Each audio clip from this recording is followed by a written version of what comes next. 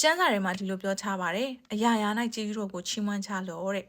ဒါပေမဲ့ကျမတို့ရဲ့လက်တွေ့မှာတော့သူတစ်ပါးတွေကငွေကြေးအမြောက်များနဲ့ချမ်းသာနေတယ်ဒါပေမဲ့ကျမတို့မှာเนาะငွေကြေးတစ်ပြားတစ်ချက်တောင်မှမနှဲလိုက်ရှာနေရတဲ့အနေအထားမျိုးသူတစ်ပါးတွေကနော်ကောင်းကောင်းမွန်မွန်စားတောက်နေရတဲ့အချိန်မှာကျမတို့ကအစားကောင်းမစားနိုင်လို့ဆိုပြီးတော့စိတ်ညစ်နေရတဲ့အချိန်မျိုးသူတစ်ပါးတွေကနော်ကောင်းမွန်စွာဝတ်နေတဲ့အချိန်မှာကျမတို့ကဝတ်ဖို့အထွက်ကိုစိုးရိမ်နေရတဲ့အရာမျိုး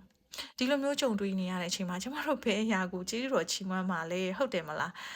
တစ်သက်အခန်းကြီး9အငယ်18ထဲမှာဒီလိုပြောထားတယ်အရာရာ၌ကျေးဇူးတော်ကိုချီးမွမ်းကြလော့အကြောင်းမူကားသင်တို့ကိုထိုသို့ကျင့်စေခြင်းကယေရှုခရစ်၌ဖျားသခင်အလိုတော်ရှိ၏တဲ့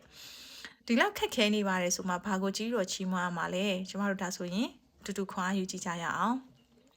ခုနကျမတို့ပြောတဲ့ငွေကြေးအမြောက်များချမ်းသာနေတဲ့သူတွေကငွေကြေးရှိတဲ့အတွက်ကြောင့်မလို့သူတို့နေခြင်းတလို့နေတယ်စားခြင်းတလို့စားတဲ့အခါမှာသူတို့အတွက်ဘာတွေဖြစ်လာလဲဆိုတော့မကျန်းမာခြင်းတွေကသူတို့ထဲမှာဝင်ရောက်လာတယ်။အဲ့တော့သူတို့တွေမှာကြောက်ကက်တွေဖြစ်တာတို့နှလုံးတွေဖြစ်တာတို့ ਨੇ သူတို့ကနော်ပြန်ပြီးတော့ဒီကြောက်ကက်တို့နှလုံးတို့အတွက်ကိုငွေကြေးအမြောက်များပြန်ပေးဝယ်ရတဲ့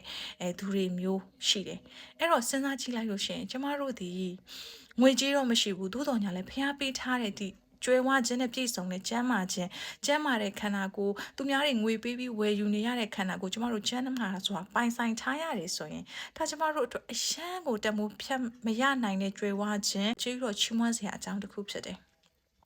သူများတွေကောင်းကောင်းမွန်မွန်စားတောက်နေတာကိုကြည့်ပြီးအားကြတယ်ဆိုလို့ရှိရင်တကယ်ကိုမစားနိုင်မတောက်နိုင်ဖြစ်နေတဲ့သူတွေကိုပြန်စဉ်းစားကြည့်ပါအခုလိုမျိုးစားတောက်နေရတာဟာတကယ်ကျေးဇူးတော်ကြောင့်ဆိုတာကိုပြန်လဲပြီးအမှတ်ရမှာဖြစ်တယ်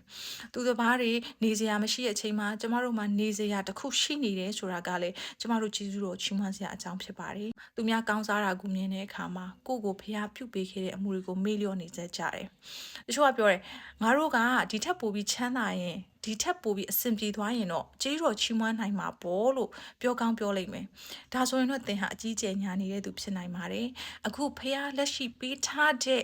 ကောင်းကြီးမင်္ဂလာတွေကိုတော့မှကျေးဇူးတော်မချီးမွမ်းတတ်ဘူးဆိုရင်သင်ဒီထက်မကများစွာချမ်းသာသွားလေဖះကိုကျေးဇူးတော်ချီးမွမ်းတတ်မှာမဟုတ်ပါဘူးဒါကြောင့်မလို့ကျမတို့တွေကိုဖះကအရာရာမှာကျေးဇူးတော်ချီးမွမ်းတတ်ဖို့တွင်တင်ပေးခဲ့တာဖြစ်ပါတယ်လက်ရှိခံစားနေရတဲ့ကောင်းကြီးမင်္ဂလာတွေကိုကျေးဇူးတော်ချီးမွမ်းရင်းနဲ့ဖះသခင်ဟာအချိန်တန်တဲ့အခါမှာကျမတို့အတွက်များစွာသောကောင်းကြီးမင်္ဂလာကိုပြည့်စုံစွာပေးမဲ့ဖះဖြစ်ပါတယ်